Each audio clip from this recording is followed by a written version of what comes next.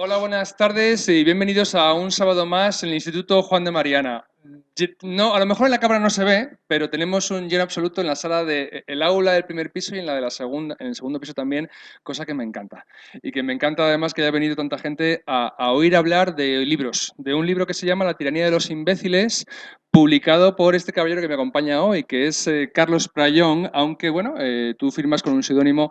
El libro se puede adquirir en Amazon y es de lectura más que recomendable. Entonces, hoy vamos a hablar de la tiranía de los imbéciles con su autor y, como es habitual en la casa, haremos una conferencia de 3/4 de hora o 60 minutos a la que seguirá un coloquio y luego nos vamos todos a cenar y a seguir coloquiando. Gracias por estar aquí y nada, les presento ya sin más dilación a Carlos Payón. Gracias, Carlos. Déjame el libro. Bueno, buenas noches a todos. Como bien ha dicho, soy Carlos Playón y como soy un tipo bastante despistado, quería empezar por agradeceros a todos, no vaya a ser que luego se me pase, que estéis aquí esta noche. También agradecer, por supuesto, al Instituto Juan de Mariana, ya no solo permitirme estar aquí hoy, sino toda su labor, que considero más que fundamental para nuestras sociedades y para nuestra sociedad hoy en día. También quiero tener un agradecimiento especial para Almudena Negro. Contábamos con que fuese a estar aquí. No ha llegado todavía. Almudena Negro es mi maestra, es mi mentora. Es una persona a la que le debo muchísimo, hasta el punto, no voy a entrar en detalles, pero hasta el punto de que si mi vida no se hubiese cruzado con la de Almudena Negro hace unos años ya, hoy seguramente sería otra persona a la que estuviera dando la charla del sábado de rigor en el Instituto Juan de Mariana. Y también, ya que vamos a hablar de mi libro, La tiranía de los imbéciles, tengo que hacer un agradecimiento especial a Mario Conde por escribir el prólogo. Y es que uno puede tener la opinión que le parezca sobre Mario Conde, puede opinar de mil maneras, pero hay una serie de características de Mario Conde que son total y absolutamente indiscutibles. Una de ellas es su relevancia social, una persona con una relevancia social bastante mayor que la mía, por supuesto.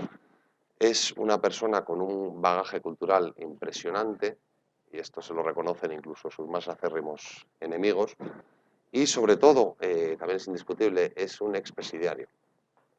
Para un libro como La tiranía de los imbéciles, que es mi primer libro publicado, contar con un prologuista de relevancia social pues es fundamental. Si este prologuista tiene el bagaje cultural que tiene Mario Conde, pues mejor todavía. Y si además hablamos de un libro que es una oda a la libertad, que habla sobre la libertad y la importancia de la libertad y cómo debemos preocuparnos por cuidarla y por no dejar que nos la roben o que se nos escape entre los dedos, pues quién mejor que una persona que ha vivido en sus propias carnes lo que es vivir privado de las libertades más básicas. Pero bueno, hoy venimos a hablar de la tiranía de los imbéciles, pero no solo de la tiranía de los imbéciles. Yo quiero que lleguemos a analizar la raíz del complejo de Occidente. Este complejo de Occidente que vemos constantemente, que está en los medios, que está ahí. Este complejo de Occidente me refiero a este complejo que hace que cuando aparece el cadáver del niño Ailán varado en nuestras costas, nos demos golpes en el pecho, nos desgarremos las vestiduras, preguntemos por qué y entonemos el mea culpa. Y sin embargo, pues en Nochevieja, 500 mujeres son agredidas sexualmente en Alemania en una sola noche y bueno, la cosa no pasa de varias pobres chiquillas que malamente empiezan 2016.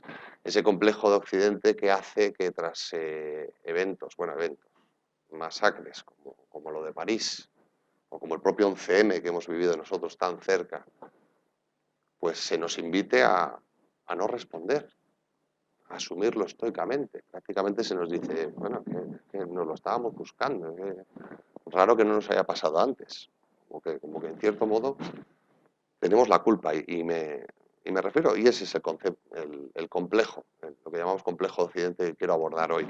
Porque este complejo entiendo que, bueno, obviamente su construcción es muy variada, pero su raíz la tiene en una concepción pueril de la economía. como vamos a ver, una falacia económica que fundamenta, que además de generar este complejo, fundamenta las ideologías populistas tan en boga y que tan peligrosamente se están poniendo en boga ahora mismo, ya no solo en España, sino en el resto del mundo.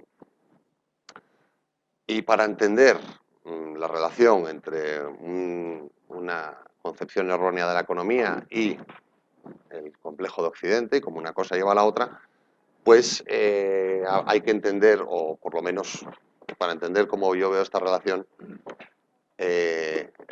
pasa por comprender lo que es la sociedad que reflejo en la tiranía de los imbéciles.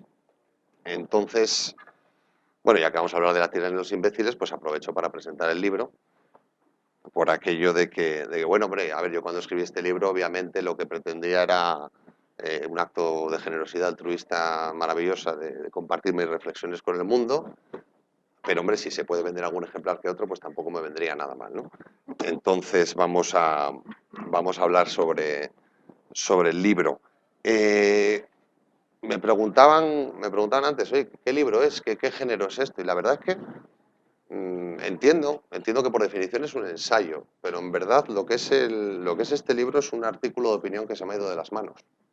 Eh, yo yo soy periodista desde mis épocas de estudiante, mis primeras prácticas, se publicaba artículos de opinión durante los últimos años, ya décadas casi.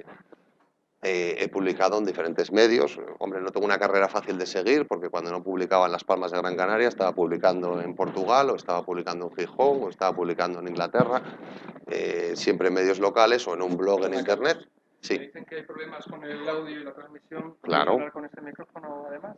Está encendido ya. Vale, por supuesto. No sé si...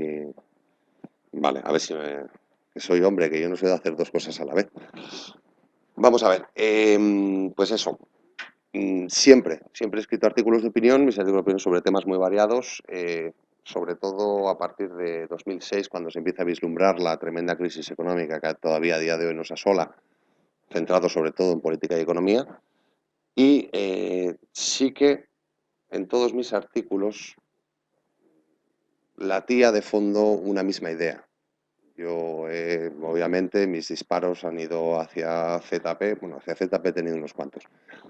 Montoro, Soraya, al que tocase. No he procurado no tener piedad con nadie, pero en todos ellos, al final, acababa poniendo la diana también en la sociedad civil. La sociedad civil como nosotros, como los responsables, los que les habíamos puesto ahí donde estaban. Digamos que yo percibía que en todos mis artículos había una idea común de fondo y en el año 2009 pues tuve en una charla de lo más trivial con mi hermano, pues tuve una revelación, que tampoco fue una iluminación de estas bíblicas y tal, pero parece que como esa conversación sí me puso la piececita que faltaba para ver la foto completa, el árbol que me hacía falta para darme cuenta del bosque que tenía delante. Entonces, en 2009 dije, bueno, pues ahora esto toca escribirlo, vamos con mi artículo de opinión y en 2012, 3 años más tarde, pues tenía en mis manos un libro de 300 y pico páginas. ¿Qué os quiero contar con esto? Pues que vamos a ver, que si esto es un libro de 325 páginas es porque no he sabido contarlo en 320. Es porque, y si hubiera sido capaz de contar lo que es la tiranía de los imbéciles en una charla de media hora, me habría grabado una charla de media hora. Yo siempre he querido ser escritor, pero la tiranía de los imbéciles nunca fue un objetivo de voy a escribir un libro. Entonces voy a intentar al menos daros una pequeña idea de lo que abordo en la tiranía de los imbéciles. Y para entenderlo, el paso número 1 es que entendamos que, bueno, que lo tenemos comprobado, que se nos considera imbéciles. A mí se me considera imbécil, a usted se la considera imbécil, a usted y a usted. A todos se nos considera imbéciles. Ya no solo por la desfachatez de los políticos, por ejemplo, que un día te dicen una cosa, al día siguiente te dicen otra, sin inmutarse, asumiendo que tú eres tan imbécil que no vas a decir nada. Constantemente nuestra vida, nuestra convivencia está regulada por normas pensadas pues, para imbéciles. Tenemos unas normas de circulación, por ejemplo, que son iguales en todos los casos, independientemente del tipo de vehículo que lleve uno, del tipo de conductor, de la experiencia o pericia de este conductor, la edad, las condiciones meteorológicas, siempre cortando por lo raso. Digamos que vamos al mínimo común denominador. En definitiva, lo que se nos niega sistemáticamente es la presunción de inteligencia. Eh, Vamos a ver, yo a día de hoy, si se me encuentra con cara de estar fuera de mí, con un cuchillo ensangrentado en la mano, a mi lado hay un cadáver con una serie de cuchilladas que encajan con el cuchillo que yo tengo, cuento con una cosa que se llama presunción de inocencia y seré inocente. No se me va a considerar asesino de esta persona mientras no se demuestre lo contrario. Sin embargo, en el momento en que yo me quiero adquirir un bote de lejía, no se me concede una presunción de inteligencia. Automáticamente es obligatorio que este bote de lejía me indique muy claramente que eso no me lo debo beber. O sea, se asume que yo soy un imbécil, que ante la ausencia de una norma o de una señalización que me lo ponga, pues yo, ¿qué voy a hacer con un bote de lejía? Pues ponerme un chupito y servirme y tomármelo a ver a qué sabe esto. Y lo mismo con la pintura y lo mismo con tal. Tenemos, ya no solo eso, tenemos una serie de normas que nos obligan por ley a velar por nuestra propia seguridad. O sea, y la existencia de esas normas es una manera torticera de decirme, tú eres imbécil y déjame que me ocupe yo de esto porque tú no vas a ser capaz. Y es ahí donde percibimos o vislumbramos más nítidamente este fenómeno que yo llamo la tiranía de los imbéciles. Y para entender la tiranía de los imbéciles y cómo hemos llegado a este punto, hay que conocer al imbécil. Y el imbécil es, la manera de definirlo, el imbécil es la víctima total. El imbécil es el tipo al que la vida le ocurre. La vida es algo que le ocurre sin que él ya no solo pueda, sino, lo que es mucho peor, deba hacer nada al respecto. El imbécil, a ver si ejemplificándolo, os lo hago ver, el imbécil es el tipo que todos los días se come un atasco, camino al trabajo, el mismo, la misma retención, en la M30 o donde sea, se come la misma y todos los días despotrica y todos los días se queja. Dice, pero bueno, ¿cómo es posible que permitan esto? Porque vaya porquería de carreteras, estos conductores, estos son idiotas, se meten aquí al atasco, siempre son los demás. Jamás se plantea medios de transporte alternativos, horarios alternativos o rutas alternativas. Jamás se plantea opciones que pueda depender de él el evitar verse atascado mañana tras mañana tras mañana. Es la víctima total. Y así con todas las cosas. O sea, todo ocurre y todo tiene que ser siempre responsabilidad de otro, desde sus servicios más básicos a cualquier cosa que le acontezca. Pero, ojo, que no se quiera responsabilizar, que no entienda que es responsabilidad suya su propia vida, no quiere decir en ningún momento que no identifique responsables. O sea, que piense que su vida no es responsabilidad de nadie, muy al contrario. El imbécil elude su responsabilidad, pero sí que quiere que hay responsables a quien echarle la culpa y a quien exigir responsabilidades. Y para ello, lo que acaba haciendo es dividir el mundo, dividir la sociedad entre víctimas y verdugos. Él es la víctima total, pero siempre va a haber un causante de sus padecimientos, siempre va a haber un responsable de que las cosas no sean todo lo buenas o todo lo prósperas o todo lo felices que él quisiera que fueran. Obviamente una persona que elude sistemáticamente su responsabilidad individual, pues no creo que en este entorno tenga que desvelarle yo a nadie el gran secreto. Es una persona que elude la libertad, porque la responsabilidad individual y la libertad son dos caras de una misma moneda. Libertad es responsabilidad, igual que responsabilidad es libertad. Una persona que lo elude sistemáticamente, como hace el imbécil, pues es un tío alérgico a la libertad. Y esto sin dejar de creerse el mayor amante de la libertad y el mayor paladín de la misma. ¿Y cómo llega? ¿Cómo llega el imbécil a generar todo un entramado, todo un sistema en el que nos vemos todos sometidos? Pues con diferentes herramientas, claro. En el libro pues sí que desarrollo de muchos apuntes. Aquí solo podemos hablar de ello un poco por encima. Y quizá la característica o la herramienta más visual o visible que utiliza el imbécil es la protesta. El imbécil protesta ante todas las cosas. El imbécil protesta y de la forma más ruidosa y constante posible. Y ustedes identificarán al imbécil muy fácilmente cuando les estén transmitiendo una protesta sobre un hecho, un acontecimiento o una situación sobre la que usted no tiene ningún tipo de poder. Y los hay. Esto es inadmisible, esto no puede ser. Siempre protestando, manifestándose y demás. Y es tal la intensidad de la protesta del imbécil, es tal la afición que tiene la protesta, que llegamos pues a las sociedades actuales, a estas socialdemocracias en las que nuestros políticos o nuestras clases dirigentes dirigen en negativo. Sus acciones, en la mayor parte de las acciones y decisiones, están más destinadas a intentar, en vano siempre, evitar la protesta del imbécil que realmente en perseguir un bien común o un objetivo positivo. Disculpa un segundo. Así es como llegamos a estas sociedades que tenemos hoy, total y absolutamente infantilizadas, estas sociedades pueriles. Y habría que intentar explicar por qué al imbécil le gusta tanto protestar, por qué el imbécil necesita hacer tanto ruido y necesita que hacerle a usted partícipe de su protesta. Pues porque una persona que obviamente elude su responsabilidad individual debe, por definición, eludir sistemáticamente la toma de decisiones. Es la manera de no responsabilizarse de nada, no tomar decisiones. El que no toma decisiones acaba perdiendo el criterio, porque el criterio no es solo una cosa con la que se nace, no es solo un sentido común, no es una cosa de prueba y de error. Se adquiere mediante la experiencia. Y una persona que elude la toma de decisiones, que no quiere responsabilizarse de ella, pues obviamente acaba perdiendo el criterio. Y lo sabe. Y tiene que ser un poco triste, pero claro, cuando protesta, por lo menos, o sea, aparenta tener criterio. Dice, mira, tal vez no tengo criterio, pero sé lo que no me gusta.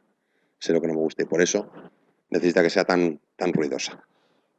Y esta persona, pues obviamente, que se dedica más a protestar que a otra cosa y que no quiere tomar decisiones, pues obviamente se convierte en un amante de la organización. Y yo entiendo que vivimos en sociedad y que nos gusta organizarnos, pero de unos años a esta parte pocas cosas me dan más pavor que cuando veo a una persona que llega y dice, uy, uy, uy, qué mal organizado está todo esto. Me pone los pelos de punta, porque va a protestar y lo va a hacer de manera ruidosa y otros se van a sumar a su protesta. Y la próxima vez que llegue yo a ese sitio o a esa situación, pues me voy a encontrar toda una serie de limitaciones, regulaciones y normas que en definitiva cortan mi libertad. El imbécil quiere normas, quiere organización y cuando hay aspectos de la vida que no pueden ser regulados, porque no tendría sentido, como el qué comer, cómo vestir, a qué locales ir de copas, pues hace lo propio con las modas, con el mainstream, con el todo el mundo. Hemos llegado incluso a que todo el mundo sea automáticamente positivo.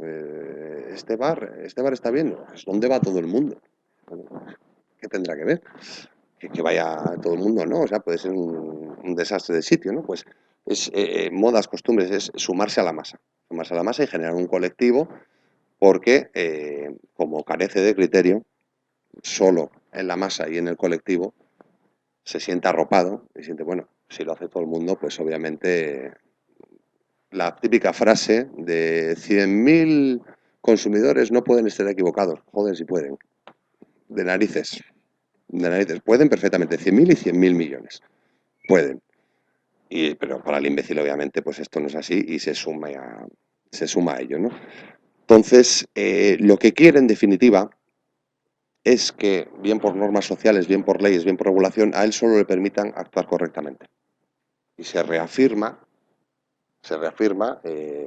como sabe que hace lo correcto porque está cumpliendo una serie de normas, está cumpliendo una serie de leyes o está haciendo lo que hace todo el mundo o lo que está de moda, hasta el punto que quiere que se criminalice cualquier otra opción, cualquier espíritu libre, cualquier persona individual que vaya a su libre albedrío, que haga las cosas de otra manera, pone en evidencia todo su entramado, toda esta apariencia de criterio que se genera con la protesta que no es tal, ¿no?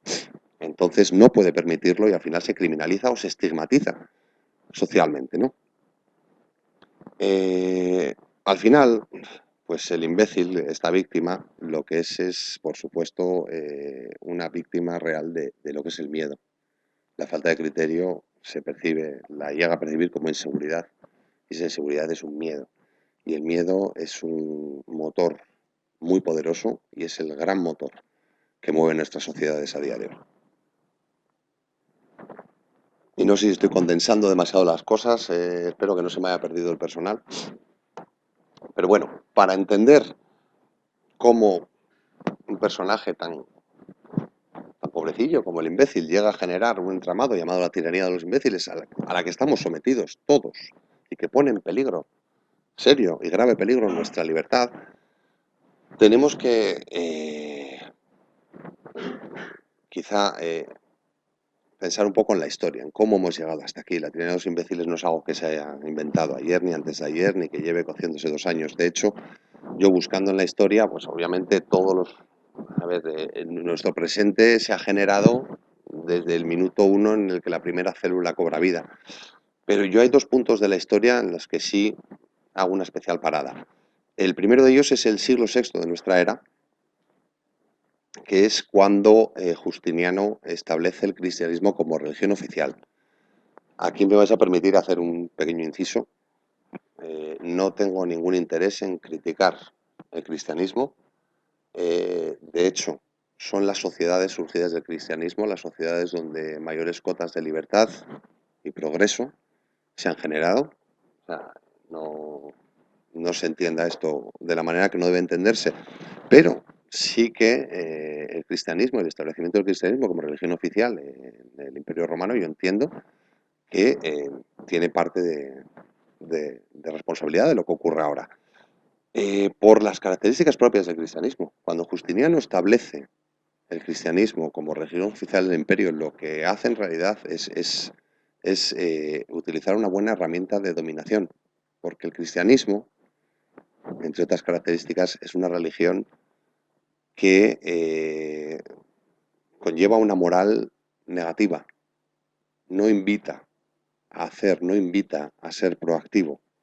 Lo diga el propio John Stuart Mill, como en la moral cristiana predomina el no harás sobre el harás. No te impone una serie de deberes. Tienes que hacer esto, tienes que hacer lo otro, tienes que hacerlo más allá. No, no, al contrario. Te pone una serie de prohibiciones y además te dice que, tranquilo, lleva con abnegación tus padecimientos. Si estás sometido por el pueblo romano, pues no pasa nada. Vive con ello, relájate. La vida buena viene después. Llegará la vida eterna, llegará el juicio final. No tienes que hacer nada. Vive con ello. Y independientemente de que, como digo, el cristianismo nos haya traído toda la prosperidad, libertad y felicidad que ha traído al mundo, pues el cristianismo también ha permitido por su propia naturaleza, someter o mantener a un pueblo tan grande o un imperio tan enorme como era el Imperio Romano, pues sometido. Incluso que la propia Iglesia en ciertas épocas tenebrosas tuviese sometido y controlado al pueblo. Y un segundo punto en el que me gustaría, en el que hago hincapié al repasar la historia, es sin duda alguna mayo del 68. Mayo del 68 es un momento en el que se supone que se da un cambio social, en el que finalmente pasamos página y abrazamos la modernidad. Empieza la nueva era, empieza una era en la que somos mucho más justos, mucho más tolerantes, mucho más iguales. Obviamente entender mayo del 68 sin el marxismo pues es un poco complicado, pero bueno, no se trata aquí en presencia de profesores de historia, pretender dar una charla en historia en profundidad. Mayo del 68, si algo lo define es el eslogan, el famoso eslogan prohibido prohibir. Y dices tú, ay, qué ocurrencia más divertida, ¿a quién se le habrá ocurrido? Parece un juego de palabras inocente, el prohibido prohibir.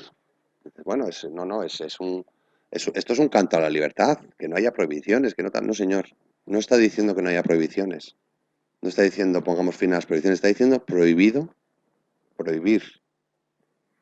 Prohibido, prohibir. Y eso es una incongruencia. Y diréis, hombre, no, pero eso era un juego de palabras, eso era una inocencia. Y, hombre, en su momento, seguro que mucha gente lo pensó, pero a día de hoy, cuando vemos lo que hace el jovencito que decía prohibido prohibir en mayo del 68, lo que hace hoy, pues toca repensarlo, porque el que decía prohibido prohibir, el que pretendía acabar con las prohibiciones prohibiendo, es el mismo que hoy pretende acabar con la discriminación discriminando. Y pretende acabar con la intolerancia siendo intolerante. Entonces, cuando decía prohibido prohibir, no era un juego de palabras inocente, era toda una declaración de intenciones. Mayo del 68 es el momento en el que los bienaventurados anunciados por el cristianismo, los débiles, los desfavorecidos, tomaban el poder, llegaban al mando. Eso fue mayo del 68. Mayo del 68 es cuando los bienaventurados llegan y toman la sartén por el mango sin esperar al juicio final. Y cuando deberíamos haber alcanzado un nuevo estadio de convivencia, cuando deberíamos haber alcanzado una época más inteligente, más justa, un progreso, pues no hicimos tal cosa. Lo que empieza en mayo del 68 es la revancha. Empieza la revancha, es darle la vuelta. Y si yo hasta ahora he sido el débil, ahora el débil vas a ser tú. Y si estima oprimido, pues ahora tú vas a ser oprimido. Y es la revancha lo que empieza en mayo del 68. Y se da toda suerte de paradojas. Y ahí lo vemos, por ejemplo, respecto a la tolerancia. Se supone que a partir de mayo del 68 entendimos lo negativo, lo intrínsecamente negativo y lo malo que era para nuestra sociedad es la intolerancia. Y bueno, y aprendimos que había que ser tolerante. Pues no. La tolerancia la hemos radicalizado y la hemos relativizado. La hemos radicalizado porque hemos pasado de, cuando deberíamos haber aprendido a ser tolerantes con todo tipo de personas, independientemente de su raza, de su credo, de su procedencia, pues ahora tenemos la obligación automáticamente de aceptar cualquier cosa que proviene de unas personas, siempre que estas personas tengan una determinada raza, credo o sexualidad. Y también la hemos relativizado. Y la relativización, por ejemplo, la vemos en la aproximación que tiene o la opinión que tienen las sociedades sobre un sistema dictatorial como el que pueda ser el de Pinochet y un sistema dictatorial como pueda ser el de Fidel Castro. Y cuando en uno es inadmisible, claro, contrario a la democracia y tal igual, pues con el otro parece que somos más permisivos. Y ojo, podríais dar a pensar que si uno es de izquierdas, otro es de derechas, pues en algunos casos será así. La imbecilidad es bastante más transversal que todo eso. Hay imbéciles de todos los colores y sabores.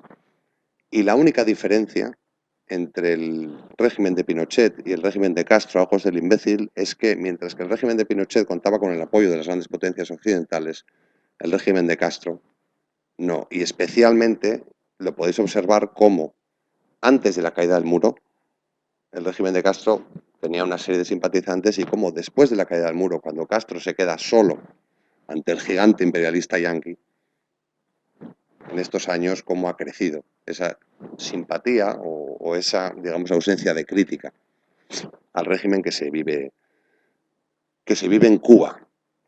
Y también vemos, pues, por ejemplo, las paradojas, pues las diferencias entre, se supone que hemos aprendido a ser tolerantes con personas de cualquier credo y cómo lo aplicamos de manera total y absolutamente diferente a cualquier credo diferente al nuestro, siempre que no sea obviamente el cristiano. Y somos muy tolerantes con el Islam, somos muy tolerantes con el budismo, somos muy tolerantes con cualquier religión que se nos presente delante, pero el cristianismo no. El cristianismo, entre comillas, todos sabemos cuánto daño nos han hecho y merecen pagar. Y obviamente mezquitas, que se construyan mezquitas, obviamente que se construya todo tipo de templos, pero si hay una capilla cristiana en un centro público, pues entramos allí con antorchas y todo lo que haga falta, ¿no? Incluso, pues se da la paradoja de que el imbécil laicista que es contrario a las religiones por aquello, bueno, sobre todo porque bueno, pues ha comprendido lo que decía Marx, de que la religión era el opio del pueblo, como las religiones en un momento dado han ensombrecido a las sociedades o han tal, pues entiende que la religión es algo negativo, pero de hecho el laicismo lo abraza y se sumerge en el laicismo como si fuera cualquier otro tipo de religión monoteísta.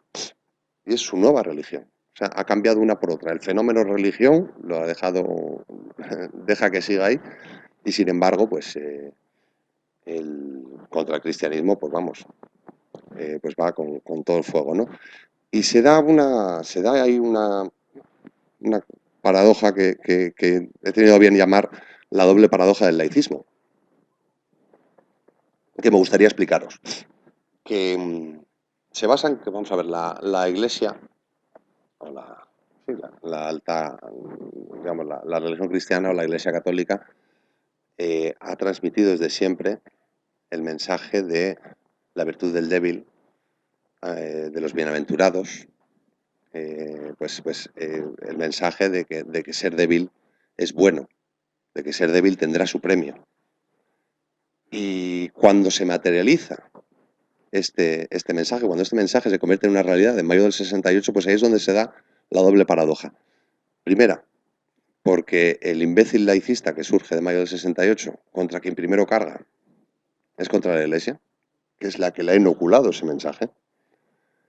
Y paradoja también para el imbécil laicista que carga contra el cristianismo y carga contra la Iglesia, ignorando a todas luces que su manera de pensar se la ha inoculado, o se la ha imbuido, o se la ha cedido, se la ha transmitido esa Iglesia contra la que tira piedras.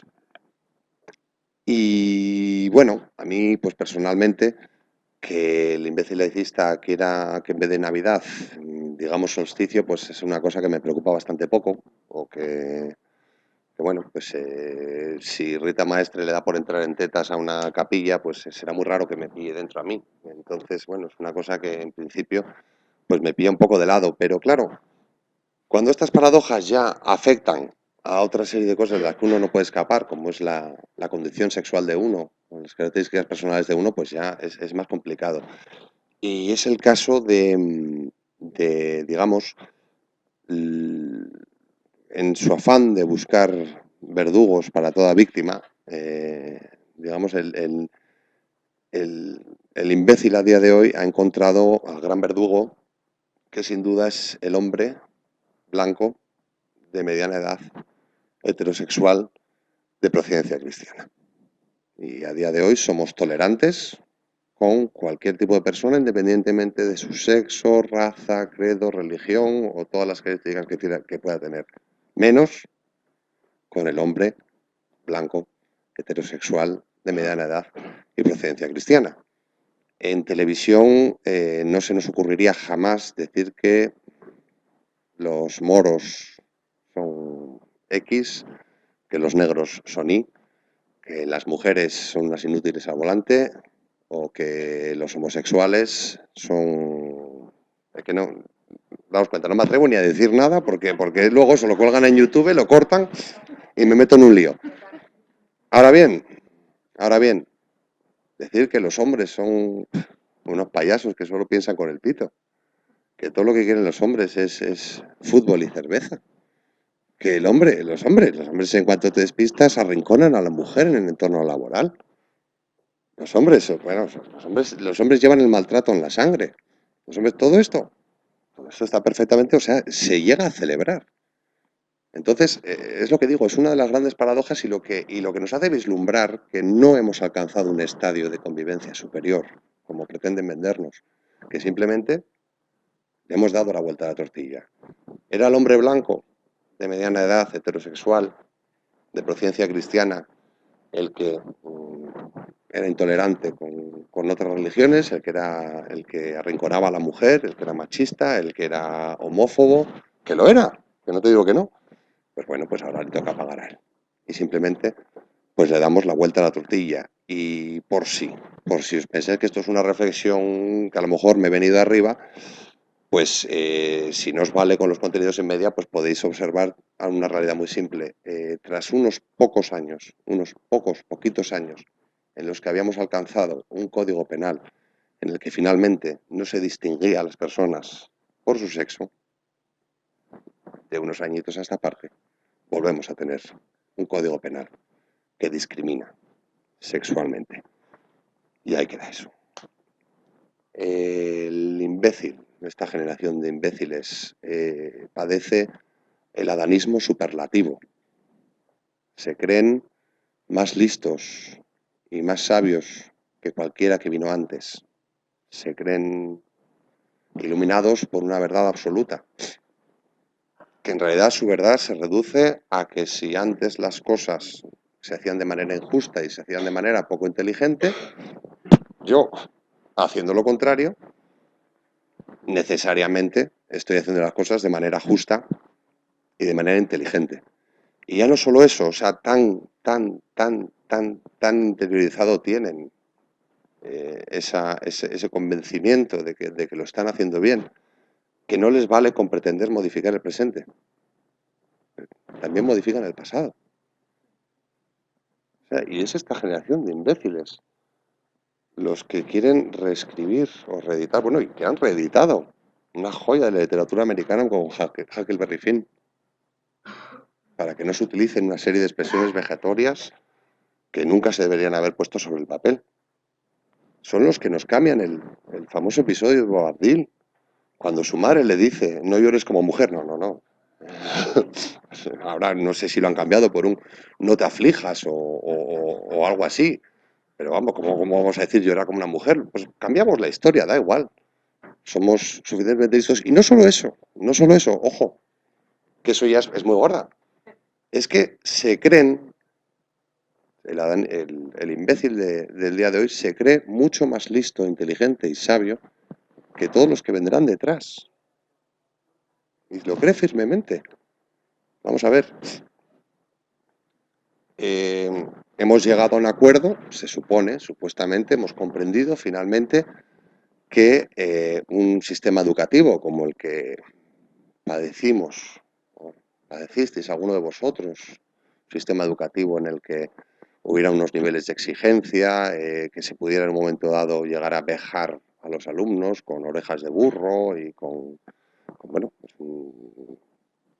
no voy a entrar o discutir, pero hemos acordado, parece ser, que ese sistema tan exigente y tan en ocasiones vejatorio, en el que se llegaba a aplicar incluso violencia física, aquello era una fuente inevitable de traumas.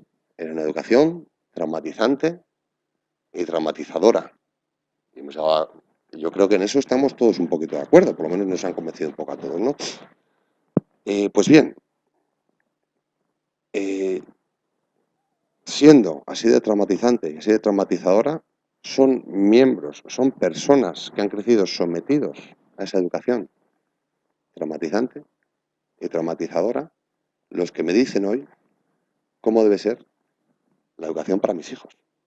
O sea, ellos, que supuestamente, según lo que dicen, deberían ser personas muy serias y muy gravemente traumatizadas, prácticamente enfermas, son los que me dicen cómo debo educar a mi hijo, porque claro, mi hijo no tiene la fortaleza, ni la inteligencia, ni la suerte que tienen ellos, y que ellos sí han podido salir indemnes de una educación así, mi hijo jamás podría ser. O sea, son mejores, más justos y más inteligentes ya no solo que los del pasado, sino que los del futuro.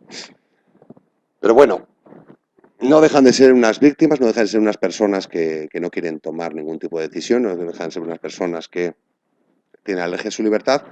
Entonces se establecen unas sociedades donde el valor fundamental es la protección. La protección ante todas las cosas. La protección por encima, por supuesto, de la libertad, la protección por encima del sentido común. Todo vale. Y llegamos a la sociedad sobreprotectora, la sociedad infantilizada que denuncia esta señora que se llama Almudena Negro todos los domingos en su programa de radio. Todo vale, la protección, y lo habréis oído, seguramente lo habréis escuchado por televisión o en películas. Esta frase me encanta. Lo dice, bueno, claro, hay que poner un tono muy serio, Se pone así, dicen, con salvar una sola vida habrá merecido la pena. ¿Ah, sí? ¿De verdad? Vamos a ver, son miles y miles y miles y cientos de miles y millones de personas las que han dado la vida en el mundo para que podamos vivir con las dosis de libertad que tenemos a día de hoy. Eso de que con salvar una sola vida habrá merecido la pena, depende del qué, depende del qué. Depende de qué me estás pidiendo que renuncie. Pero no, la frase no hace falta ni seguir con el contenido. Haga lo que. No, con salvar una sola vida habrá merecido la pena. A día de hoy, por ejemplo, en aras de la protección, aplicamos la censura. Censuramos contenidos. Pero claro, no olvidemos que es un adanista superlativo. Lo que él hace no es censura. Él está protegiéndonos. Claro, cuando, por ejemplo, el anterior régimen que teníamos en España censuraba contenidos, pues no era por, desde su punto de vista, protegernos de contenidos que nos podrían desviar o que nos podrían confundir. No. Y lo hacían porque eran, no sé, a ver, pues unos cabrones y les gusta censurar. Claro. Y Mussolini censuraba porque le mola. Claro, vamos a censurar esto. No. Yo lo que estoy es protegiendo a la población de los contenidos que nos pueden hacer daño. Y entonces justificamos la censura. Y la protección, por ejemplo, el poner la protección como el valor fundamental y valor por encima de todas las cosas, pues lo vemos en hechos puntuales, como por ejemplo toda la polémica esta que se generó con no sé si dicen balconing o balconing, lo de estos descerebrados balconing, que se cogían un buen pedo y se tiraban desde las ventanas a las piscinas. Selecciona algo por aquí, sin llegar a tanto. Vamos a ver, la has clavado. Vamos a ver, pero el tema del balconing. Se hablaba mucho en medios, pero todas las conversaciones giraban sobre lo mismo. ¿Cómo podemos impedir esto? Nadie se atrevía a decir selección natural. Nadie se atrevía a decir, perdona, que es un imbécil. Este tío es un imbécil. Que ya no solo se le ocurre saltar a una piscina desde el balcón, sino que no mira antes si cubre lo suficiente, ni se fija bien para asegurarse de que cae dentro. Esa parte la obviamos, es siempre ¿qué podemos hacer para evitar esto? ¿Cómo podemos proteger a estos imbéciles de sí mismos? Y las soluciones pasan pues por supuesto, se llegó a plantear poner rejas, claro. Y cuando tú vayas de vacaciones, pues estarás sentada y tus vistas al mar tendrán una reja de por medio y dirás, bueno, así ningún gilipollas se tira a la piscina. Con salvar una sola vida habrá merecido la pena. Claro que sí. Pues esto es. Y por ejemplo, oye, lo vivimos aquí en España cuando, no recuerdo el año que fue exactamente, los acontecimientos que hubo en Pozuelo. Aquellos chavales que estaban haciendo un botellón, fue la policía a se supone, cortarla por aquello de que el botellón en aquel momento y lugar era ilegal. Se personó la policía, los chavales respondieron, bueno, acabaron incendiando varios coches de la policía y tal. Pues sí que hubo una parte de nuestra sociedad que se preguntaba, oye, ¿cómo es posible, no? Que estos chavales, ¿cómo están tan mal de la cabeza? Que estamos hablando del municipio con la mayor renta media de España o renta per cápita, de unos tíos con buena educación, con buenas notas y tal, pero sí que hubo otra parte muy importante de la población hablando de los abusos de autoridad de la policía, de que cómo se habían hecho esas detenciones, que si habían utilizado la fuerza, de que cómo se podía detener a los chavales. Oye, perdona, que es que han ido a detenerles. Sí, pero a ver, los padres, pero, pero los padres, tiene sentido. Bueno, tiene sentido. Vamos a ver. Yo no quiero, a ver, no quiero escupir muy alto. Si algún día mi hija Sofía se mete en un lío, yo no sé por dónde puedo salir, porque no soy objetivo y no lo sé. Y a lo mejor en un momento dado, pues si alguien detiene a mi hija Sofía, pues puedo incluso llegar a demandar. Pero el problema es que no eran solo los padres, es que hubo una parte de la sociedad que secundaba a los padres y que sí que hablaba de unos abusos y el uso de la fuerza. ¿Cómo puede la policía usar la fuerza para detener a unos chavales por hacer un botellón? Dices, no, por hacer un botellón no, vamos a ver que han incendiado varios coches patrulla, ¿no? aquí y nos obsesionamos con la protección de estos chavales. Incluso, bueno, la Universidad de Sevilla también hace un tiempo llegó a autorizar que, o sea, reconocer el derecho de los estudiantes a copiar en los exámenes. Porque hay que proteger al débil. Entonces, siempre, digamos, esta sociedad sobreprotectora ya totalmente salida de quicio. O sea, que ya no es que sea infantil, es que es absurda, ¿no? ¿Y cómo llegamos? ¿Cómo llegamos? Porque, claro, solo los imbéciles pues necesitan apoyos, ¿no? Y los dos grandes apoyos que encuentra el imbécil son los medios de comunicación, el periodismo en general, obviamente soy periodista, tampoco es que pretenda yo tal, pero hay que reconocerlo, y los abogados. No sé si tenemos algún abogado en la sala, que también alguno que otro. No todos los abogados. Vamos a ver. Digamos, la profesión. Hasta el punto, vamos a ver, los medios de comunicación tal cual los tenemos y los abogados y el sistema legal tal cual lo tenemos son una parte... No, no, eso me los he comido, eso me los he comido. Son una parte tan intrínseca de la tiranía de los imbéciles que es muy difícil llegar a deducir o delimitar si los medios de comunicación y los abogados que tenemos son consecuencia de la tiranía o la tiranía consecuencia de ellos. O sea, al final es una discusión absurda, tanto como hablar de qué fue antes. ¿Qué fue antes si el huevo o la gallina? En el caso de los medios de comunicación, pues encabezan las protestas del imbécil, en muchos casos lideran las campañas y llegamos a absurdos con esto de la sociedad sobreprotectora de medios de comunicación encabezando campañas preguntando cómo es posible que haya perdido la vida un corresponsal de guerra. Entonces, bueno, a ver, se ha ido a un sitio donde se estaban pegando tiros y le ha dado uno. No me parece que haya mucho que investigar. Pues sí, pues los medios de comunicación a día de hoy exigen investigaciones y exigen responsabilidades incluso en estos casos, ¿no? Con todo mi respeto, por supuesto, a los compañeros corresponsales de guerra que pierden la vida. Caso de los abogados, pues los abogados obviamente dando soporte legal a imbéciles que demandan a tabaqueras por aquello de que, claro, imagínate, después de 50 años fumando y te enteras de que el tabaco puede producir cáncer. Qué mala leche, ¿no? ¿Cómo me lo han ocultado? O estas demandas que hay en Estados Unidos que se admiten a trámites, demandas a compañías fabricantes de teléfonos móviles, de familiares, de personas que se han matado por enviar mensajes de texto mientras conducían. Claro, el que fabrica los teléfonos móviles debería haber advertido claramente a sus familiares fallecidos de que enviar mensajes de texto mientras conduces puede, a lo mejor, así, como quien dice, conducir, pues a lo mejor puede hacer que despistes un poco la atención y tengas una incidencia. Hubo también en los últimos años gente que denunció a casinos. Denunció a casinos porque oye, que aquello era un entramado para sacarme la pasta.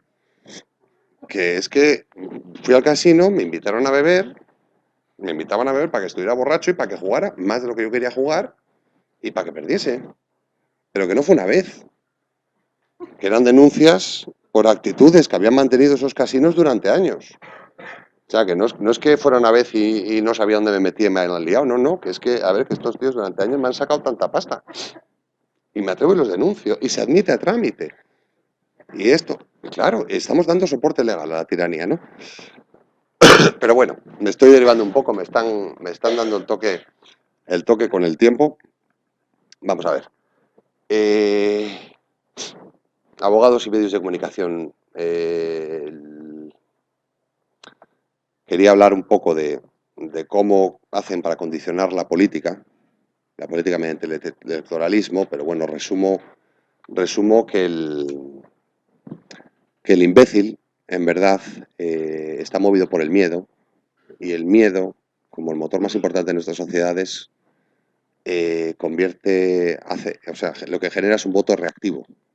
El imbécil no podemos pretender que se sume a un proyecto o que pretenda responsabilizarse de llevar a su país o a su ciudad o a su comunidad autónoma hacia una dirección determinada. El único voto que entiende el imbécil es el voto reactivo, es el voto del miedo. Y el voto del miedo es lo que conocemos comúnmente como voto útil, Y el voto del miedo el miedo es mayor cuanto mayor es el enemigo, y si el enemigo es grande, pues el voto del miedo tiene más sentido cuanto más grande sea a la posible solución a la que votas, con lo que también concentra el voto y hace que a día de hoy el voto imbécil pues condicione y determine, en la mayor parte de los casos, los gobiernos que nos toca padecer.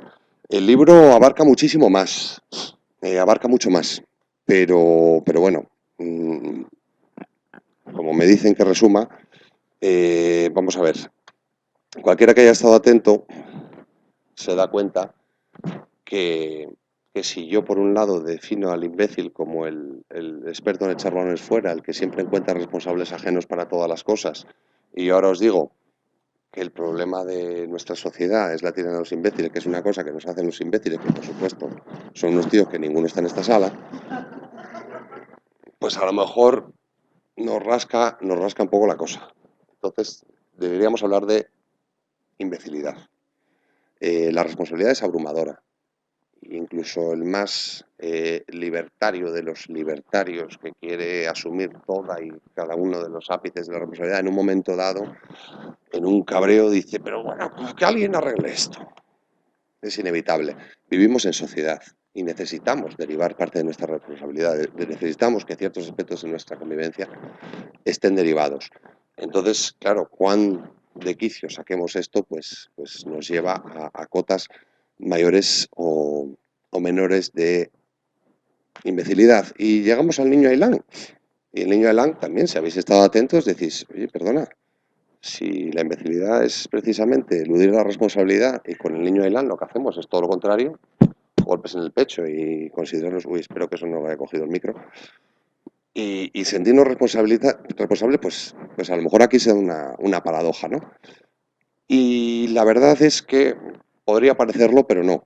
La tiranía de los imbéciles y el complejo de Occidente y ese mea culpa que hacemos con él es perfectamente compatible si mezclamos lo que es la tiranía de los imbéciles con una concepción pueril de la economía, que es no es otra que percibir la economía como un juego de suma cero. Me da cierto apuro ponerme a explicar en este foro lo que es un juego de suma cero cuando seguramente la mayor parte de los aquí presentes lo sepáis explicar mejor que yo. Pero vamos, el juego de suma cero es la tendencia natural que tenemos a percibir lo que es la economía. Nosotros cuando somos críos, yo estoy jugando con mi hermano en mi cuarto, tenemos un número determinado de juguetes y si yo tengo más, mi hermano tiene menos. Y si mi hermano tiene muchos, yo tengo pocos y es lo que hay.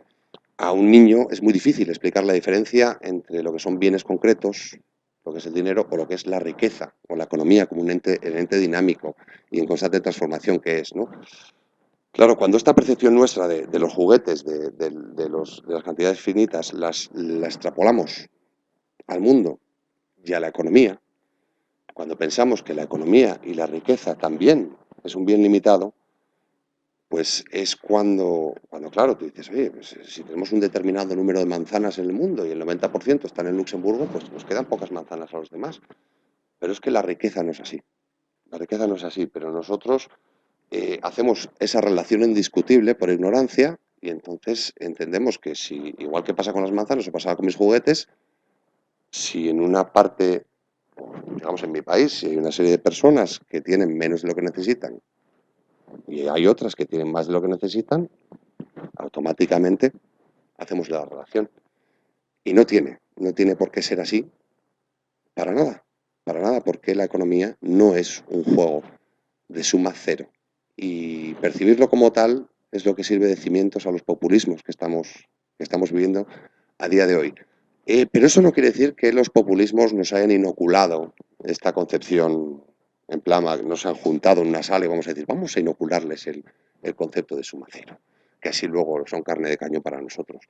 Pues no, no hay una conspiración judeo-masónica. Esto es algo, pues como digo, es la percepción natural que tenemos de las cosas y nuestras propias madres nos han inoculado esto. Y abuelas. O sea, la famosa frase de ¿cómo que no te acabas la cena? No, yo no voy a tirar, no, esa salchicha no la tiramos con la de niños que pasan hambre en África. Y claro, tú que eres un niño, piensas, a ver, yo no sé vosotros, yo tengo mucha imaginación y yo me imaginaba un niño en Gambia que llegaba a su casa y decía, mamá, ¿qué tengo hoy para cenar? Hoy tu cena la ha tocado un niño de España. Y claro, y como mi imaginación es muy tal, pues el niño de Gambia encima era encantador siempre. Decía, ay, pues espero que le siente muy bien y que le alimente, igual que la comida que le tocó una niña de Francia. Ay, a ver si mañana me toca desayunar. Mamá, buenas noches. Claro, y automáticamente, o sea, estamos relacionando que para que yo cene, he dejado a un niño sin cenar en alguna parte, ¿no?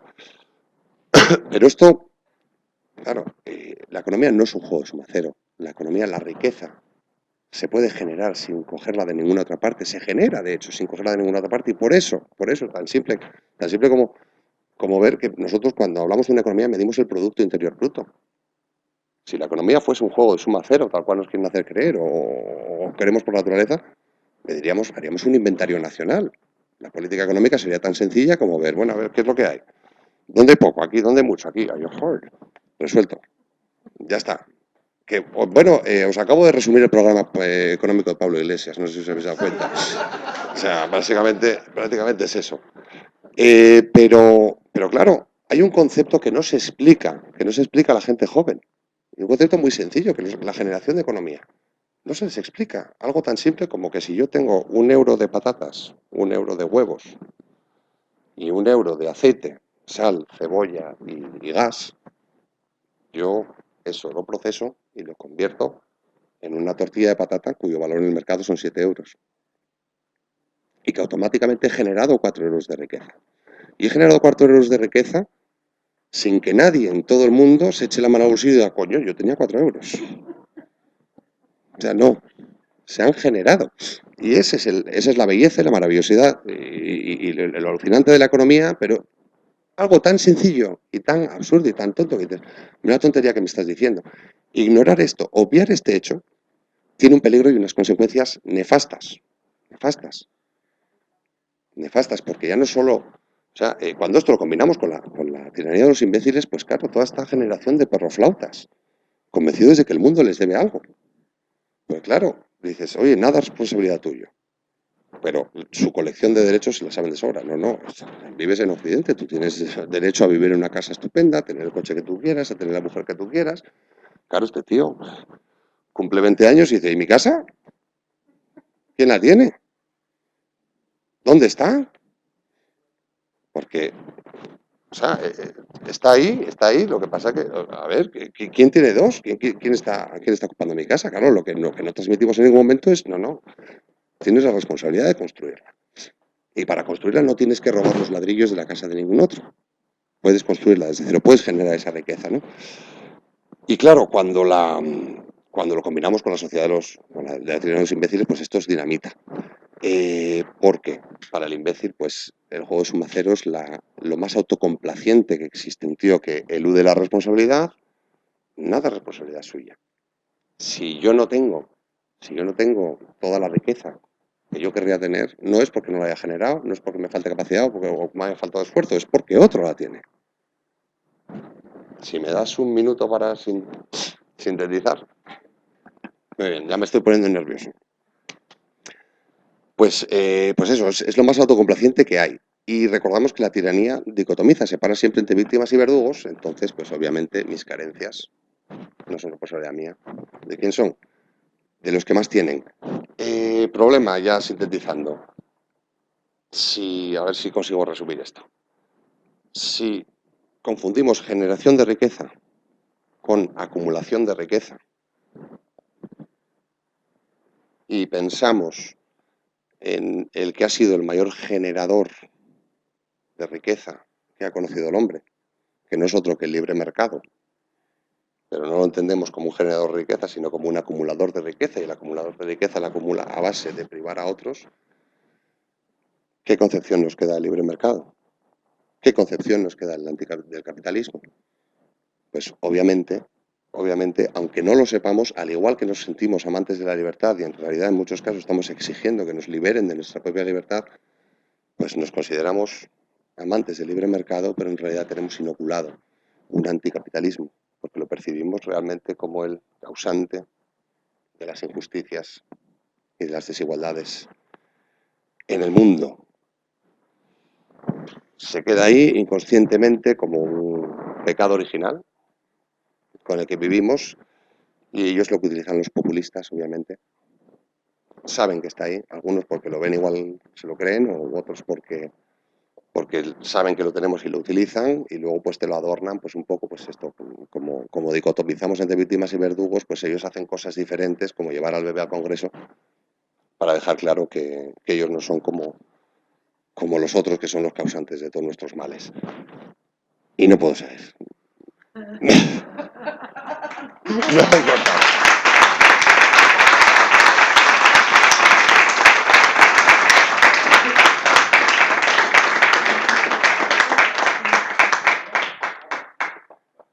Bueno, no puedes seguir, claro que puedes... Hombre, al final... Vamos a ver. Que diga esto además en vídeo en un lugar donde... Claro que puedes seguir, pero también ellos quieren intervenir. Claro, claro, Y el claro. tiempo es un recurso escaso, ¿eh? Entonces, como a la conferencia siempre sigue un coloquio, ahora vamos, no solamente Claro. vas a hablar tú, sino que vamos a hablar entre todos a aportar Por más supuesto. opiniones y puntos de vista diferentes a lo que acaba de exponer Carlos. Si es que se ha entendido algo. Bueno, por eso te van a preguntar aclaraciones. Tal. Entonces, me parece que solo tenemos este micrófono. ¿Sí? Este. Bien. Sí, por supuesto. Entonces, vamos a hacerlo por orden. Me gustaría que los que quisierais preguntar a Carlos, Almudena, por favor, podrías pasárselo a...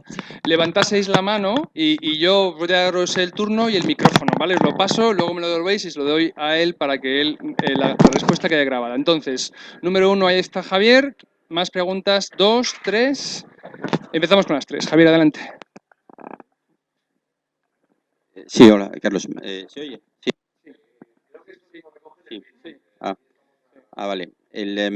Bueno, me gusta mucho tu presentación. Ahí Martín Alonso escribió hace unos años un libro que tituló 12 de septiembre, la Guerra Civil Occidental. Y yo voy a leerme el tuyo ahora, nada más que lo consiga encontrar, porque es que me ha parecido que es prácticamente la misma línea y que efectivamente yo creo que es claro el camino, ¿no? Lo que me gustaría que abundaras, no sé si está en el libro, ya cuando lo lea ya miro, pero en la parte fiscal de tu teoría de los imbéciles, ¿no? Es decir, la parte fiscal, que significa que a las personas que son capaces de generar riqueza, como se les ocurre generar riqueza, según el planteamiento tuyo, pues naturalmente los gobernantes imbéciles le roban el 10, el 20, el 30, el 50, el 60, el 80, el 90% de su riqueza mediante los impuestos para redistribuirla. El otro día estuve en un pequeño foro donde salió, pero de casualidad no era el tema, ¿no? Salió lo de Gerard Depardieu, el cineasta este francés, ¿no? Y entonces, pues alguien hablaba de que, bueno, este cabrón del Depardieu se escapaba de Francia porque es un evasor, un hijo de puta, no sé qué, no sé cuál, ¿no? Y digo, bueno, vale. Y entonces a mí se me ocurrió como, hombre, es que su asesor fiscal había dicho que estaba ya pagando entre un impuesto y otro el 92 o 93% de su renta. A lo mejor es que es excesivo, no sé, vamos, apuntaba yo de una manera discreta, si quieres, ¿no? Y entonces ya me miraron dos o tres, eres un ultraliberal, un racista, un asesino y tal, porque claro, si con el 7% todavía tenías suficiente, lo demás lo tienen que entregar, pero sin quejarse lo más mínimo. Nada, un defraudador, ¿no? Entonces, ¿qué opinas al respecto? Gracias. Vamos a ver, en la parte fiscal del libro no lo vas a encontrar porque no ahondo, no existe tal parte fiscal. Pero por un motivo muy sencillo. Cuando planteo la tiranía de los imbéciles, intento escribir un libro o hacer una reflexión para todo tipo de ideologías. Ya te digo, el imbécil es transversal. Si yo expongo una opinión personal respecto a lo que deberían ser los impuestos, respecto a lo que debería ser cualquier otro tipo de política, automáticamente estoy, digamos, condicionando el imbécil a la tercera página y dice, ¡guau, este es un liberal! ¡Guau, que le den por culo! Exactamente, sí, pero yo intento hacer una visión, digamos, mucho más amplia y siempre actitudes personales, ¿no? Una cosa social sobre rechazo a libertad, tal, sin llevarlo a políticas concretas. No voy a lo concreto precisamente porque me parece que es la manera de colárselo a mucha gente por la puerta de atrás. Que todos cuando empezamos a leer el libro nos creemos inmunes de imbecilidad. O sea, los imbéciles, esos son otros. Este me está hablando sobre otros. Pero a lo largo del desarrollo del libro sí podemos vernos reflejados en algún otro pasaje y al final, pues claro, cuando le damos la vuelta y pasamos a hablar de imbecilidad, pues cobra sentido. Yo no he querido centrarme. Si me pregunta la opinión personal sobre Gerard Depardieu, le faltó tiempo. Tarde lo hizo.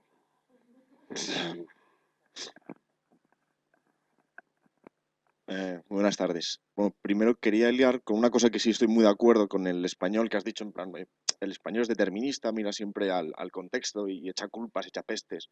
Y eso es lo que puede al final que haga que existan otros imbéciles. Pero quiero afinar dónde están esos imbéciles.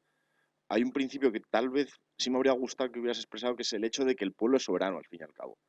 Entonces, el español es soberano y además es soberano en democracia, que es un contrato social muy especial.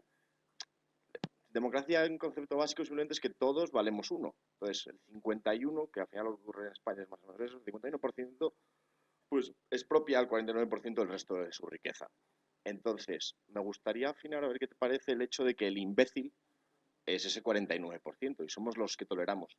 Y no sé si eso está así expresado en el libro.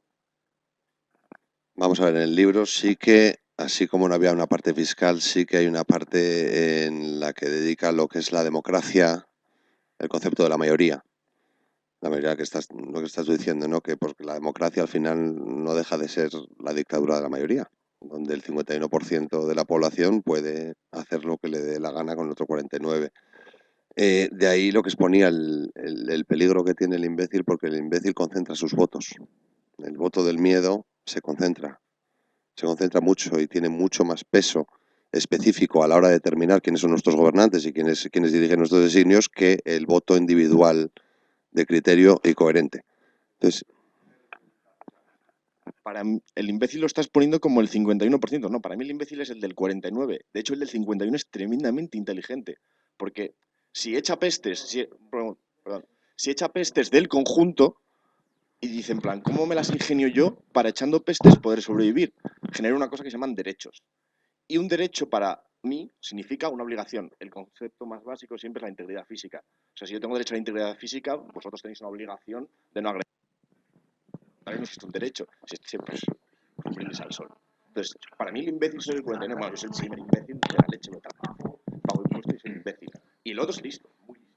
Espera un momentito, porque me han dicho que ya nos va a funcionar el Que nos va a micrófono. funcionar. Eso me dice mi compañero. Perfecto, pues toma. Ahí. Y entonces. No sé, perdona, ¿cómo era tu nombre? Lorenzo. Vamos a ver. Claro, es que al final he hecho un barullo muy grande. Es lo que te digo, empiezo hablando del imbécil. La descripción de la tiranía de los imbéciles, estoy hablando del imbécil en tercera persona. Llega un punto en el que tenemos que hablar de imbecilidad. O sea, esto no se trata de una sociedad en la que imbécil, no imbécil, no imbécil, imbécil, imbécil, no imbécil. No. La imbecilidad, que es mucho más transversal y todos participamos más o menos de ella. O sea, no existe una persona carente de imbecilidad, no existe, y tampoco existe el imbécil absoluto. O sea, es una serie de actitudes, es una serie que se repiten, lo que pasa es que para explicarlas y para abordarlas es más sencillo y más simple en un principio, pues, identificarlas como si fueran un tipo de individuos, ¿no? Porque además son actitudes que, a ver, la autocrítica no es sencilla. Y si yo empiezo este libro diciendo, tío, eres imbécil por esto, por lo otro, a la tercera página me vas a decir, mira, ya está bien.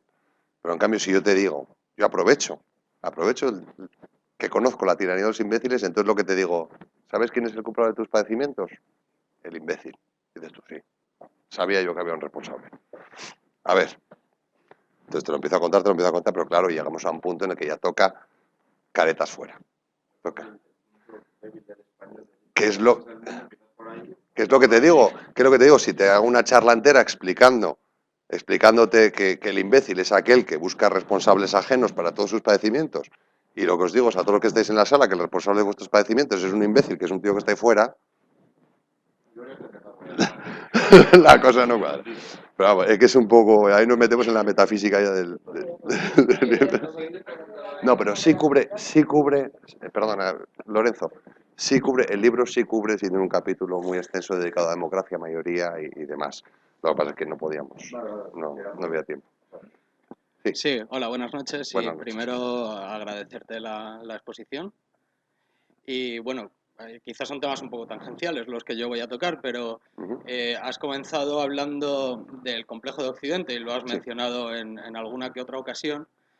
Y por curiosidad, me gustaría, como has dicho que también eres amante de la libertad, conocer tu postura sobre la libertad migratoria, que bueno, es un valor que en esta casa se suele defender bastante a menudo.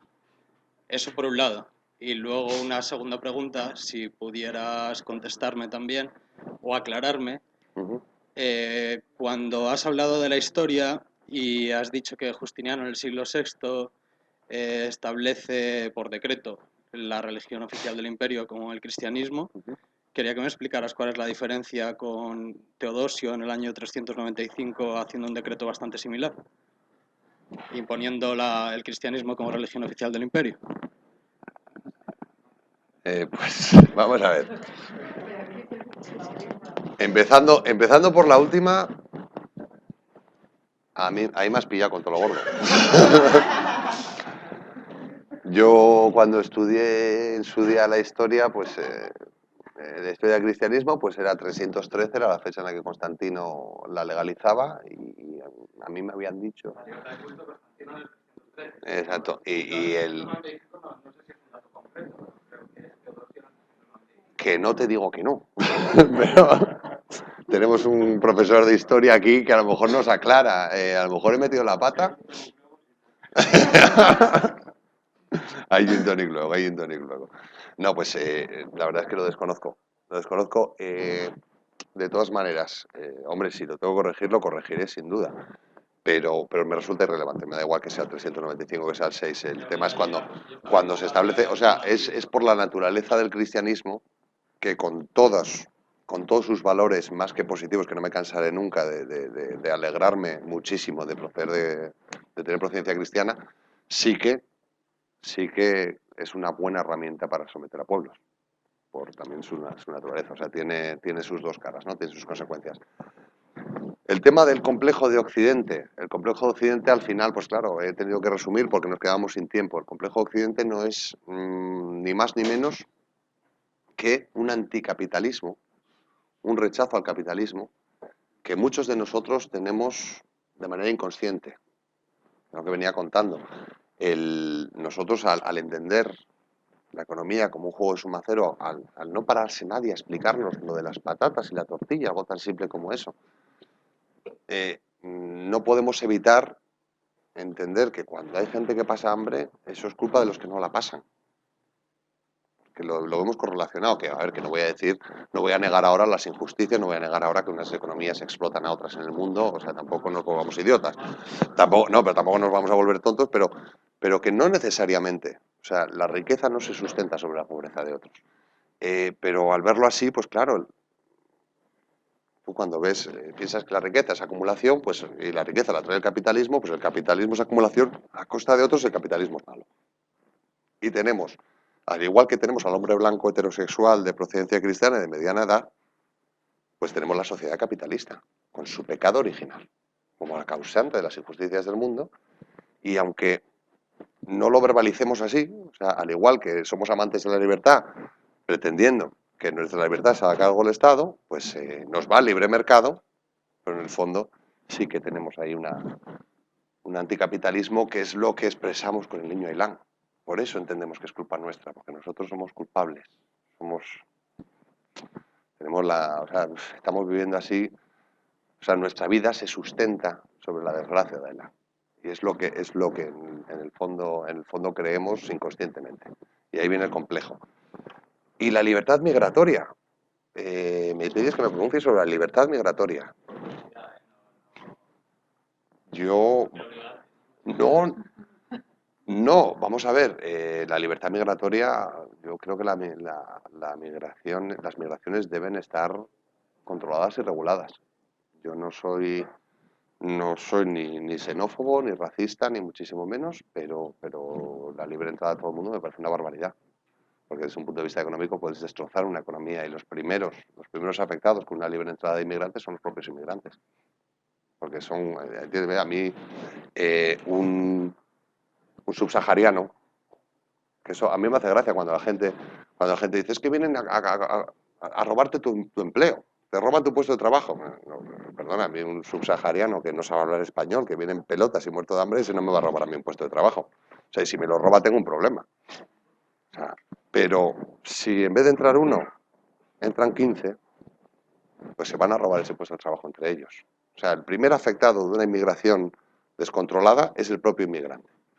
Y si queremos ser solidarios y si queremos ser realmente generosos con unos países que, independientemente de que sea culpa nuestra o no, pero con unos países que han tenido menos fortuna, yo creo que la manera es regular y controlar esa inmigración, acoger, por supuesto, el número de personas que podamos atender y a los que podamos dar unas condiciones de vida o unas oportunidades, pero nunca por encima de nuestras posibilidades, nunca.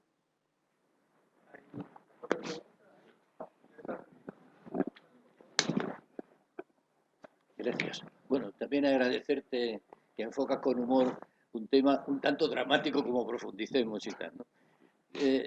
Considerándome un ciudadano que he vivido desde antes de Cristo, hemos sido proporcionalmente imbéciles siempre. O sea, entonces, en mi opinión, cuál es el problema? El problema es que alcanza el poder el ejército, la fuerza, alcanza el poder la nobleza, la aristocracia, alcanza el poder la industria o los industriales, alcanza el poder la banca. Y cuando estos abusan del poder, aparecen unos gachupinos que van a resolver ese abuso del poder con imbecilidades. Entonces, en la proporción en que aumenta el abuso del poder, aumenta también los gachupinos que se inventan que van a hacer lo imposible de las mejoras de las pensiones, de los horarios de trabajo, de no sé qué tal. Entonces, considero que, perdonad las referencias nominales, Pablo Iglesias es fruto de los Blesa. O sea, pues, si Blesa y los Blesas y todos los amiguetes que colocaron hubieran sido medio racionales, pues entonces este señor no tendría tanto éxito, pero este tiene éxito porque, digamos, allí el voto y un tanto por ciento de españoles van y dicen que el tío es majo, ¿no? Entonces, bueno, quería decir que imbéciles siempre he habido y que estamos, todos los filósofos lo dicen, en el final de una cultura. Probablemente estemos en el final del capitalismo y probablemente estemos en un nuevo capitalismo mucho más ecuánime, mucho más equitativo y mucho más distributivo, ¿no? ¿Qué opinas sobre el particular? Vamos a ver. El tema de... Hombre, estoy totalmente de acuerdo que los abusos y el mal uso del poder es lo que genera Pablo Iglesias. A Pablo Iglesias, por supuesto. Lo que pasa es que a mí me gusta, no quiero abordar esto sin abordar una reflexión anterior. Los abusos de poder se producen porque nosotros pedimos que se produzcan. Nosotros somos los que renunciamos a ejercer nuestro poder. Que es, al final, el discurso de la tiranía de los imbéciles y todos mis escritos al final ahondan en lo mismo. Tenemos que pensar por qué han abusado del poder. Y han abusado del poder no porque sean unos abusones. O sea, no, lo que no puede ser es Pablo Iglesias. ¿Por qué tenemos a Pablo Iglesias? Porque Blesa se portó mal. ¿Y por qué se pudo portar mal Pablo Iglesias o Miguel Blesa? Pues porque yo no ejercí mi labor como ciudadano en una democracia representativa. Porque yo no vigilé a mis instituciones como debería haber vigilado. Porque yo no velé por el cumplimiento de las normas democráticas. Porque yo no dije nada cuando en 1985 se fundieron la separación de poderes en España. Yo delegué y delegué y delegué lo que era una responsabilidad individual mía. Les concedí unas cotas de poder que jamás deberían haber tenido y les concedí la posibilidad de actuar impunemente, porque yo jamás me interesé por saber lo que hacía. Cuando digo yo, hablo de nosotros en nuestro conjunto. Entonces, se da el abuso del poder. Y no es porque Blesa nos haya tocado, qué mala suerte que Blesa, si nos llega a tocar un tío honrado y no teníamos a Pablo Iglesias. No, no, no. Si nosotros como sociedad no cumplimos nuestro papel, Miguel Blesa es inevitable. Rodrigo Rato es inevitable. Las cajas de ahorros son inevitables. Nosotros somos los que tenemos que evitar que eso ocurra. Ejerciendo la democracia, porque la democracia es una responsabilidad, la democracia no es un privilegio. La democracia es una responsabilidad muy grande que tenemos. Y cuando hablo de la tiranía de los intereses, usted dice con mucho humor. Procura abordarlo con humor. Sí, es verdad, pero el tema es profunda y terriblemente serio. Que cuando evadimos nuestra responsabilidad ponemos en libertad, o sea, ponemos en peligro nuestra libertad y ponemos en peligro nuestro bienestar y ponemos en peligro todo. Todo lo que muchas generaciones han luchado para que tengamos. Y respecto al fin del ciclo, ahí la verdad es que no sé qué decirle. No sé qué decirle. Soy bastante pesimista. Soy bastante pesimista porque no veo. Yo las soluciones que veo pasa por un montón de individualidades asumiendo las responsabilidades de sus propias existencias, asumiendo su propio papel en lo que es la democracia, asumiendo un rol en nuestra existencia que no hemos tenido, que nadie nos ha enseñado a desempeñar. Y la verdad, me parece utópico. Entonces, intentar prever hacia dónde vamos o en qué va a devenir esto, pues no lo sé, pero la solución la verdad es que no soy un tío especialmente optimista. Eso sí, en la tiranía de los imbéciles, al final, cuando doy mis pequeñas recetas o pequeños consejos, al final, pues sí que busco un punto positivo y es decir, bueno, a lo mejor como individuos, desde la perspectiva individual, no debemos intentar cambiar el mundo, no debemos intentar cambiar la sociedad, no debemos intentar cambiar, pero sí cambiar nuestra vida. Entonces, aquello que esté en nuestra mano, sí que luchar por ello y hacerlo. Y no vamos, posiblemente no evitemos que Pablo Iglesias o Pedro Sánchez o Rajoy o Montoro nos den, pero sí que por lo menos podremos dormir tranquilos y con la conciencia limpia y con la frente bien alta. No. Por favor. Bueno, lo primero es felicitarte, Carlos, porque el libro es estupendo, me lo pasé muy bien. También quiero felicitarte porque el libro es más serio de lo que parece, más serio de lo que tú intentas aparentar, porque estás describiendo cómo se construye la moral en la sociedad, que va mucho más allá de la economía, y cómo esa dejación de responsabilidad y ese paternalismo estatal ha construido una moral que nos ha convertido a todos, en imbéciles. Y ha habido cosas que me han gustado mucho y que, como dice alguno ahora, la patata, que es lo de la educación y lo de la responsabilidad. Yo soy docente y doy clases en la Universidad Complutense de Madrid, concretamente en la Facultad de Ciencias Políticas.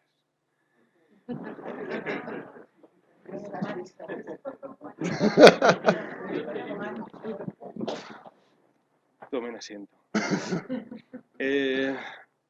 Claro, allí es el paroxismo del perroflautismo, por ser cursi. Yo me encontré que cuando se impuso el fallido Plan Bolonia, yo, asumiendo esa responsabilidad, debía poner mi granito de arena, ¿no? Y intenté coordinar el primero de Sociología. Me reuní con el profesorado y dije, bueno, una de las normas que quieren que establezcamos es pasar lista en clase. Un profesor se levantó y me dijo, yo me niego. Pasar lista es burgués y fascista. A partir de ahí entendí que con que solo un profesor seguir adelante era suficiente, pero con el alumnado pasa lo mismo, y ahí sí que tomo la frase que has dicho del cine, con que uno aprenda yo casi me quedo satisfecho. Y me vais a perdonar, voy a aprovechar para hacer un poquito de terapia, porque el último día de clase, la clase se me está llenando de fans de Monedero, no por lo que digo, sino por lo que no cuento. Y dando clase, estaba explicando la Europa de entreguerras, uno eructó, cosa que no me había pasado yo dando clases desde el año 2000. Yo también levanté así y enarqué las cejas como tú. Y tampoco hubo risas, es decir, con un eructo se puede escapar. Aquí no le ha pasado, a mí no, aquí no le ha pasado. Y bueno, pues te había jiji, jaja, porque no, como si nada, como si no hubiera ocurrido nada. Es decir, es la nueva moral, la nueva forma de hacer las cosas.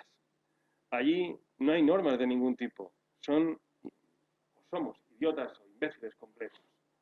No es que esté prohibido fumar, es que es donde se fuma. Donde se fuma no solamente tabaco, sino cualquier cosa. Donde no es que esté prohibido vender o comprar, es que es donde se vende y se compra cualquier tipo de cosa. Es decir, es quizás no la tiranía, sino el reino de los imbéciles completos, ¿no? Solo terminar con eso, que ya es muy tarde. Me ha encantado el libro, me ha encantado la exposición y yo lo recomiendo. Y es mucho más serio de lo que parece. Cuidado. Pregunta es. La pregunta es. No, es que la llevo hace 2 meses que espero la pregunta de este señor. Sí. Con pavor. Que vaya con domingos pavor. que me ha dado. Bueno, en fin. La pregunta es. No deja de ser retórica, pero también es para que me animes en lo que queda de noche. ¿Tú crees que se puede hacer una contramoral? Es decir, no ya como algo individual, que te voy a contar yo que vivo ahí. ¿Es posible, no sé, no luchar, sino contraponer un modo de hacerlas, de pensar, de sentir, de decir las cosas, de sentirlas incluso? ¿Una moral diferente a esta? ¿Es capaz de oponerse a ello, de salir del mainstream? Joder, una preguntita, sí, ya sabía yo, ya lo sabía yo. Ay, bueno, andamos un poco en lo que le decía este caballero, no recuerdo, Agustín Cerrito. Mi visión particular, que no basada ni en cultura, o sea, mi visión particular pasa por el individuo. O sea, porque el individuo recupere su individualidad y su responsabilidad individual. Convertir esto en una corriente globe es complicado. Y esta, digamos que es la gran debilidad que tiene el liberalismo ante cualquier otro tipo de corriente ideológica. O sea, los colectivismos, por su propia naturaleza, tienden a hacer muchísima más fuerza que cualquier tipo de liberalismo en el que cada uno pues tiene su propia opinión. Yo respeto que los demás penséis como tal, pero mi pensamiento es el mío. Entonces es muy difícil. ¿Hay caminos? Sin duda hay caminos. No es por peloteo, pero ya es domingo. El programa que dirige esta señora es un camino. Dar voz a otras voces. No hacía falta que me lo dijeses. El Instituto Juan de Mariana. El Instituto Juan de Mariana es un camino. Este tipo de charlas, este tipo de reflexiones, poner las ideas sobre la mesa, plantearnos que otra manera de ver la vida es diferente y que no somos, que en nuestra individualidad no estamos solos y que somos muchos los que dan. Las posibilidades de que esto se materialice en una nueva moral, no, pero sí. No te sé decir cuándo, pero tiene que llegar. Tiene que llegar. Tiene que llegar porque esta generación que me describes, que tienes en la universidad, nos lleva a un punto en el que podremos caer, pero antes o después tendremos que tocar fondo y volver a subir. Yo no sé si esta nueva moral la voy a vivir yo, mis hijos, mis nietos, pero obviamente, al igual que la economía es algo que sube y baja, en este caso, pues la responsabilidad del individuo y la libertad es algo que debe volver. Ahora mismo nos hemos acostumbrado a ella, desperdiciamos las puertas, como quien enciende hogueras con billetes de 50 euros, renunciamos a nuestra libertad constantemente en 1000 acciones. Llegará un momento en que estemos viviendo en una prisión efectiva y entonces volveremos a dar la vida. Ya dejaremos el que por salvar una vida habrá merecido la pena y llegaremos a dar la vida otra vez por recuperar esa libertad. Ahí tendremos la nueva moral. Espero que podamos llegar a verla, al menos nacer. Un par de cosas nada más. Yo nunca he entendido por qué existían ciencias políticas y derecho constitucional, porque no sirven absolutamente para nada. Señor Vilches. Que nunca he entendido por qué hay ciencias políticas y derecho constitucional, porque hay derecho constitucional y luego los políticos lo cambian como les da la gana y lo interpretan como les da la gana. Entonces no tiene sentido que existan esas dos cosas. Como entes separados, ¿no?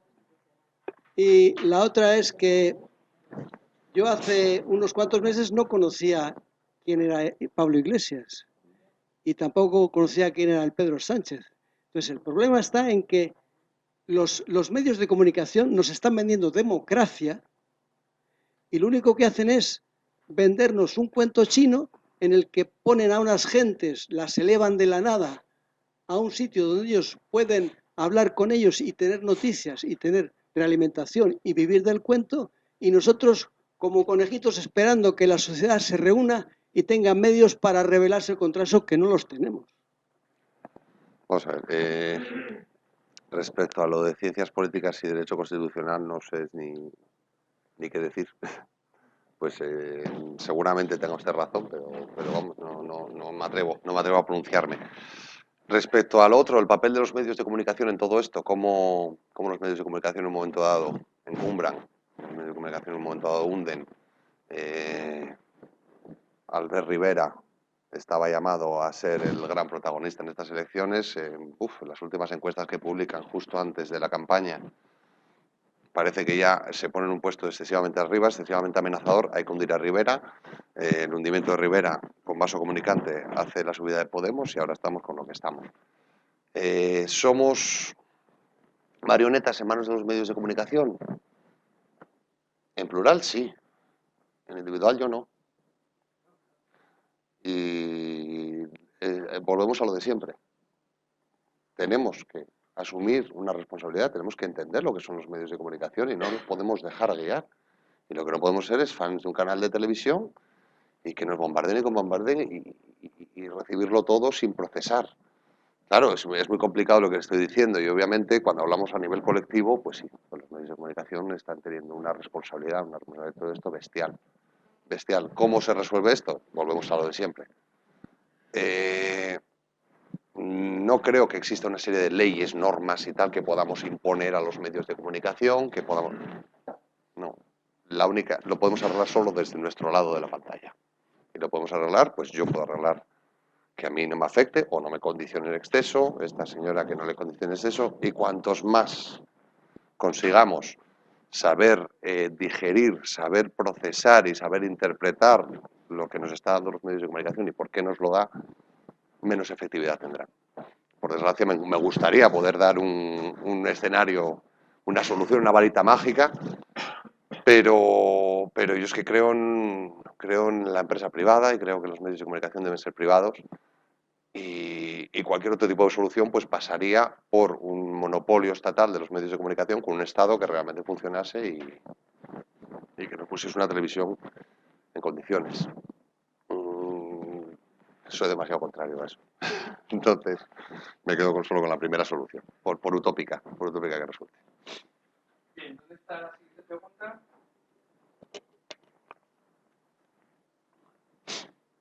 ¿Una mano levantada? ¿No? A la de una, a la de dos. Pues voy a pasar al tiempo si quieres para hacer una última reflexión antes de cerrar y ya cerramos, ¿vale?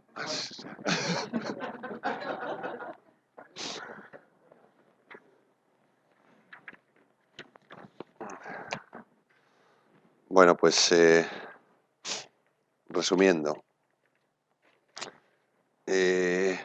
nosotros, por lo que estamos hablando, poco podemos aportar, pero sí se pueden hacer cosas, sí se pueden hacer cosas. Y tenemos que identificar y tenemos que denunciar y tenemos que hacer ver a nuestros semejantes sus errores cuando los cometan. Es importante cuando tengamos un nuevo cadáver del niño Ailán o un nuevo acontecimiento, que sepamos decir, oye, que lo siento mucho, que me muero de pena, pero no pretendas hacerme culpable. sea, cuando veamos que el complejo de Occidente y de dónde viene, tenemos que saber denunciarlo.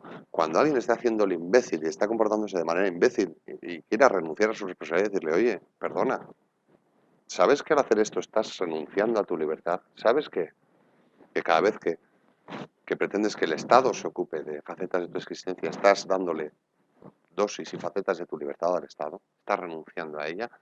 Pues este tipo de acciones que debemos hacer a nivel individual, instituciones como el Instituto Juan de Mariana, que hacen en mayores grupos y poquito a poco, pues, spread the message.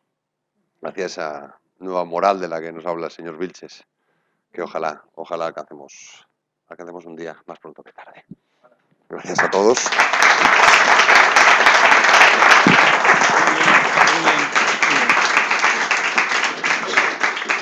Muchas gracias a Carlos y a todas las preguntas, todas muy pertinentes y muy interesantes. Carlos, tenemos aquí la tradición en el Juan de Mariana de obsequiar a nuestros invitados con un libro y qué mejor que para un autor que ha escrito uno, pues le invitamos a que continúe. Espero que sean reflexiones muy estimulantes. Son de Karl Popper, ha intervenido Pedro Schwartz y Carlos Rodríguez Brown en la recopilación de charlas con el maestro de filósofos. Espero que te guste. Muchísimas gracias por venir. La semana que viene nos volvemos a encontrar aquí para hablar de la posesión de armas, la libertad de tenencia de armas, un tema muy interesante expuesto por Enrique Vargas. La exposición empezará a las 8, la información la tenemos en la página web, como sabéis. El día 30 hablaremos sobre Juan de Mariana. Nos va a explicar Ángel Fernández su tesis doctoral, ya es doctor en economía del padre de Juan de Mariana. Y luego el calendario de actividades de febrero creo que ya está también en la web, con conferencias sobre Bitcoin y muchos temas muy interesantes. Así que les espero ver a todos. Como dice Carlos, spread the message, corran la voz. Aquí se habla de temas muy interesantes que conviene conocer. Y, por supuesto, si quieren apoyar el trabajo del instituto, les animamos a todos a que haceos miembros. Con vuestro trabajo, aportación económica, quien quiera hacerla también es muy bienvenida, pero hacen falta voluntarios, personas que sepan hacer, diseñadores de página web, cámaras, es decir, un montón de trabajos a los que podemos dar aquí un buen servicio, una buena finalidad en extender estas ideas. Así que, por favor, si queréis colaborar, no hace falta más que la página web o llamarme a mí mismo por un email que estoy en la página web y contactar conmigo a lo mejor ahora después de la conferencia. Gracias y buen fin de semana y buenas noches.